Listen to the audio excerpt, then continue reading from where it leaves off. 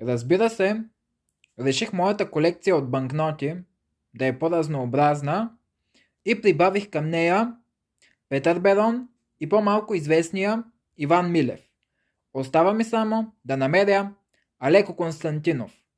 И разбира се, след това ще направя паметник на българския лев. Ето го българския лев. Радвайте му се. Ето го, вижте го. Ето така, на по-хубава светлина. Това е. Само трябва да ги подредя. Ето. Така е по-добре.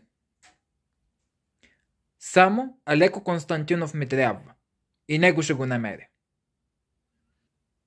Очаквайте утре моята нова песен и слушайте песента за българския лев. Защото българския лев е номер 1. Това са нашите български пари. И трябва да се гордеем с тях и да ги пазим.